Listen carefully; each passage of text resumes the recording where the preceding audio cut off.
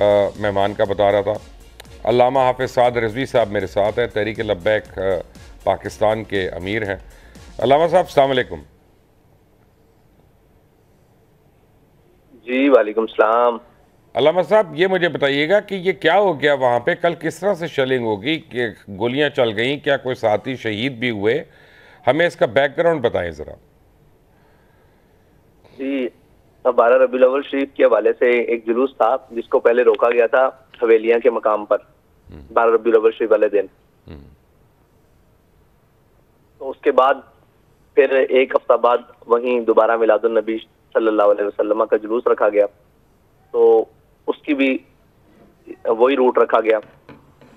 तो हवेलियां के करीब पहुंचने पर जुलूस के ऊपर शेलिंग शुरू हो गई, और शेलिंग शुरू हुई तो उसके बाद हमने जुलूस का वहां इख्तिताम कर दिया। और जैसे ही जुलूस का इख्तिताम किया तो हमने रुख मोड़ा तो वापसी पर फायर खोल दिया गया, और उसके बाद 13 जख्मी हैं जी बुलेट से, और 4 शहीद हो चुके हैं। इन्ना लिल्लाहि व इन्ना इलैहि राजिऊन। अच्छा, मैंने तो हज़रत अपना जितनी बारी तहरीक लब्बैक पाकिस्तान के जलसे जुलूस देखे हैं, रैलीज़ भी देखी हैं, ये तो अब बेचारे अपना बहुत ही मासूम और बेज़रर से लोग हैं, कभी किसी के साथ कुछ नहीं करते, तो इनके ऊपर इतने जुल्म क्यों हो गया? जी यही तो इनका जुर्म है कि ये किसी के साथ कुछ नहीं करते और ये कहते हैं हम मुहिब्बे वतन है। तो यहाँ है जुर्म ज़ईफ़ी की सजा, मर्ग मफाजात। तो यही उनको सजा मिल रही है कि वो मुहिब्बे वतन भी हैं, वो किसी को कुछ कहते नहीं है। जब कहेंगे तो फिर आप मुझे बताएं ना जी, इस मुल्क में अकलियत को के कुत्ते को एक पत्थर लग जाए तो सारा पूरी दुनिया शोर डालना शुरू हो जाती है। 4 शुहदा इस वक्त तक हम जनाजे पढ़ चुके हैं, तो अभी तक किसी के कान पर भी जू नहीं लगी कि यार ये क्या हो गया, ये कैसे हो गया, ये मुमकिन कैसे है कि एक मिलादुन नबी सल्लल्लाहु अलैहि वसल्लम का जुलूस, कोई धरना नहीं, कोई लॉन्ग मार्च नहीं, कोई चीज नहीं, एक जुलूस जो अपने इख्तिताम के वक्त और नाम क्या जगह मकाम से 3 किलोमीटर पहले इख्तिताम पजीर होकर वापस हो गया है, उसके ऊपर गोलियां बरसाई जाए, ये क्या तरीकाकार है? नहीं हज़रत, मुझे समझ नहीं आया, तो ये क्यों किया इन्होंने, मुझे ये तो बताएं। जी क्यों किया है ये तो बिल्कुल साफ नजर आ रहा है कि इन्होंने खुद किया है ताकि मुल्क में इंतशार फैले, और तहरीक लब्बैक पाकिस्तान जो एक रिवायत रखती है अपने एहतजाज में को मनवाने के लिए, उस पर आए और मुल्क बंद हो और इंतशार की तरफ मुल्क जाए, और तो कोई नहीं। आप देखें कि ये जगह कौन सी, सराय सराय साले, ये तकरीबन हवेलियां से पीछे है, तकरीबन 2-3 किलोमीटर। तो सराय साले तक हवेलियां से निकलते 3-4 किलोमीटर पीछे गोलियां आकर मारना, ये कोई तरीकाकार तो नहीं है ना जी। ये किसने गोलियां मारी हैं, उनको ऑर्डर किसने दिया है? ये कौन सा मुल्क है जिसमें रात के अंधेरे में जैसे ही मगरिब शुरू हुई है स्ट्रेट फायर खोल गए? तो ये जब इख्तितामी दुआ हो गई, लोग अपने घरों को वापस जा रहे हैं। देखिए जी, एक बॉर्डर लाइन है जी, अच्छा बॉर्डर लाइन तक नहीं जा रहे, बॉर्डर लाइन से 3 किलोमीटर वापस नजर आ रहा है कि यहाँ पे कोई फिरका वाराना तसाद ना हो जाए, तसादुम ना हो जाए, तो यहाँ से वापस हो गए हैं, और 3 किलोमीटर आगे मजीद उनको पीछे से फायर मारे जा रहे हैं, पीछे से शेलिंग फायर, और सर में फायर, बख्तरबंद गाड़ियों से फायर, और जनाब ट्रॉलर के ऊपर फायर, कारकुनों के ऊपर फायर, गाड़ियों के ऊपर फायर। यानी कि देखने वाला रात को मंजर था कि हम कौन सी दुनिया में जी रहे हैं। ये यहाँ कोई कानून नहीं, ये जंगल से गुजर रहे हैं और जंगल वाले हमारे ऊपर कोई मतलब जैसे हमलावर हो गए। तो आप लोगों ने केपी के गवर्नमेंट से एहतजाज किया, उन्होंने आपको कोई जवाब तो दिया होगा?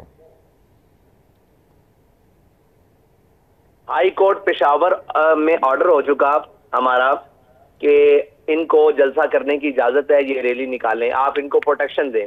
उसके बावजूद रात के टाइम ये सलूक किया गया। तो ये अच्छी प्रोटेक्शन दी उन्होंने आपको? जी ये प्रोटेक्शन ये दी कि हम 4 शुहदा लेकर आ गए, 13 जख्मी लेकर आ गए। आप कह रहे हैं एहतजाज, हुजूर जब गोली आ रही हो तो एहतजाज कहाँ सुनता है कोई? मुझे आप बताएं, एक बंदा वापस घर जा रहा है, उसको पीछे से गोलियां लगनी शुरू हो जाए, वो एहतजाज करा के खड़ा हो गए? सही बात है। एहतजाज ना जी, ये मिलादुन नबी का जुलूस किया है हमने, और उसको खत्म करके हम घर को जा रहे हैं वापस को, तो पीछे से गोलियां आ गई हैं, तो एहतजाज करेंगे तो पता नहीं खुदा ना खास्ता ये तो बम फोड़ देंगे।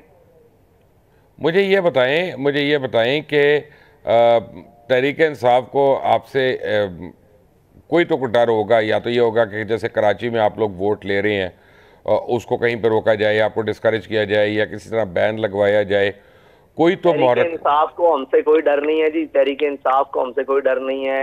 इस मुल्क के हर उस शख्स को हमसे डर है जो ये समझता है कि मैं अपना जनाब धौंस धांधली के साथ और अपने जबर के साथ इस मुल्क के अंदर राज करूंगा। उस हर शख्स को तहरीक लब्बैक या रसूलुल्लाह से डर है, और वही तहरीक लब्बैक या रसूलुल्लाह की राह में रुकावट है।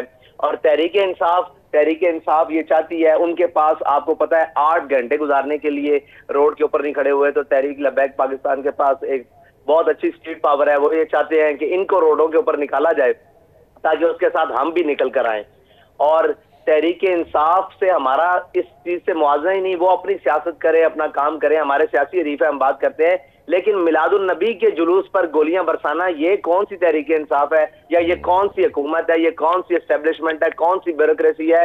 अपने मुल्क के अंदर हवेलियां रोड के ऊपर आपके कौम के वतन के नौजवान बच्चे बूढ़े खून के अंदर नहाते रहे हैं रात के अंधेरे में, ये क्या तरीकाकार है? मतलब ये सच्ची बात यह है कि हमारे सब लोगों को इनका मार देने का प्रोग्राम था कि ये मर जाएं, इनको शहीद कर दो, आज कोई बच के ना जाए। ये तो अल्लाह ने हमें बचाया और हम पता नहीं किस तरह निकलते हुए वहां से वापस आ गए। मैं आपको सच्ची बात बताऊं, मेरे पास तो सवाल ही खत्म कर दिए आपके जवाब ने। मैं आपसे क्या पूछूं, कितना मतलब जुल्म, आप ये इतनी देखें ना, मैं बर्बरियत। आपको ये कह रहा हूं कि अल्लाह की शान है कि पता नहीं हम आपके सामने आज कैसे गुफ्तगू कर रहे हैं और कैसे बच के आए हैं। जो रात के अंधेरे में इन्होंने किया है, सुबह फजर तक 4:30 बजे तक जो इन्होंने जुल्म और किया है, कि मैं नहीं समझता कि दुनिया में कहीं भी ऐसे मुमकिन है। और शायद चोर और डकैत भी ऐसे नहीं करते जैसे इन्होंने हरकतें की हैं वहां पर। मुझे तो लाहौर का वो दिन याद है जब बंद रोड को दो तरफ से बंद किया गया था, बत्ती बंद की गई थी वहाँ पे, और फिर अंधाधुंध फायरिंग हुई थी जिसमें पता नहीं कितने लोग शहीद हो गए थे मौके पे ही, बाकी अस्पतालों में जाके, और जख्मियों को हम कुछ हमने। एहतजाज कर रहे थे, वो रोड बंद हुआ था, वो भी इन्होंने जुल्म की इंतहा दास्तान। ये तो हम घरों को वापस जा रहे हैं, जलसा खत्म करके वापस जा रहे हैं, गाड़ियां वापस जा रही हैं, और पीछे से फायर फायर फायर फायर, फिर साइड से शेलिंग, और फिर आगे से फायर ताकि ये पीछे आए, और पीछे से फायर ताकि ये आगे जाएं। कहां जाएं भाई दुनिया में?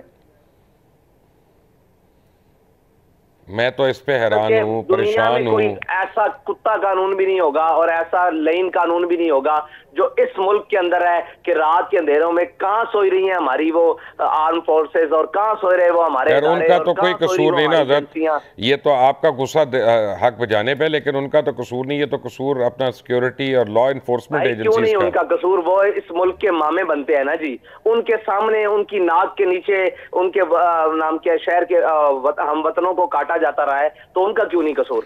नहीं, उनका भी मैं कसूर है। इसलिए कह रहा हूँ, मैं इसलिए कह रहा हूँ कि लॉ इन्फोर्समेंट जो है, अब हाई कोर्ट ने जब उनको ये कहा था कि आप लोगों को इजाज़त दी जाए और उसको सिक्योरिटी दी जाए, तो सिक्योरिटी तो फिर वो सूबाई हुकूमत की जिम्मेदारी हो गई ना।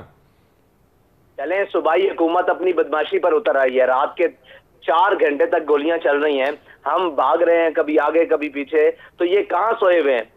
सबको पता है कि क्या हो रहा है अच्छा, आप मुझे वहां पर। क्योंकि वक्त थोड़ा है तो जल्दी से मुझे ज़रा ये बताइएगा कि कराची वगैरह में क्या हुआ आपके, इस बार ही आप लोगों का टर्नआउट बड़ा वीक रहा इलेक्शन का, ये क्या वजह रही?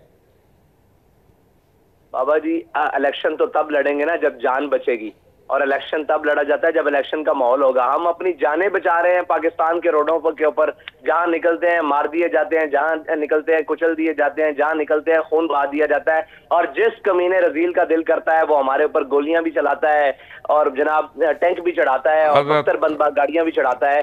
तो हम इलेक्शन खाक लड़ेंगे जी, हम तो यहाँ अपनी जान बचा रहे हैं। हज़रत अल्लामा साहब, आपका गुस्सा बिल्कुल हक बजानिब है, मैं आपके साथ हूँ, लेकिन बहरहाल हमें जब टेलीविज़न पे हम बात करते हैं तो थोड़ा सा हमें पार्लियामेंट्री लैंग्वेज को उसको अच्छा जी, मैं पार्लियामेंट्री लैंग्वेज में आप मेरी बात माइंड ना करें। एक यही तरीका रह गया है कि आप हम सबको मार दें, मतलब आपसे मुराद ये है कि ये हम सबको मार दें। नहीं, मैं तो आपके साथ हूँ। पार्लियामेंट में 366 लोग, मैं आपके साथ हूँ। पाकिस्तान में फिरते रहे, 122 करोड़ मार दें, तो 366 लोगों की जरूरत है ना, उनसे पूरा मुल्क चला लें। ये सही कह रहे हैं।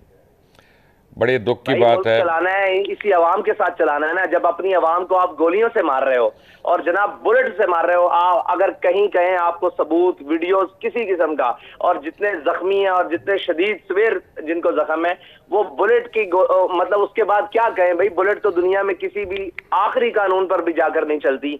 ये तो एक आम जुलूस के ऊपर इनका जब दिल करता है, जितना दिल करता है, ये लाशें गिरा देते हैं। अच्छा, अब मुझे ये बताइएगा कि इस वक्त ज़ख्मी जो हैं उनकी कुल तादाद कितनी है? 13 तादाद है जी। 13 तादाद है, और सारे शदीद जख्मी है जो। हॉस्पिटल में है यानी वो? जी। बाकी अगर जख्मों की बताए जाए तो वो ऊपर से लेकर नीचे तक सब जख्मी है जी। जब जान बचा रहे थे तो फिर जख्मों का तो कोई माना नहीं है। जो शदीद जख्मी है, हॉस्पिटलाइज है, वो तकरीबन कोई 13 है। ठीक है, आपका बहुत बहुत शुक्रिया, आपने इस मौके पे हमें वक्त दिया और आपने बताया नाजरीन को कि कितना जुल्म हुआ आप लोगों के साथ और मासूम लोगों के साथ। अल्लाह ताला जो है हम सब पे रहम करे। अल्लामा साद रिजवी साहब, आपका बहुत बहुत शुक्रिया हमारा साथ देने के लिए। हमारे साथ मौजूद हैं नसरुल्लाह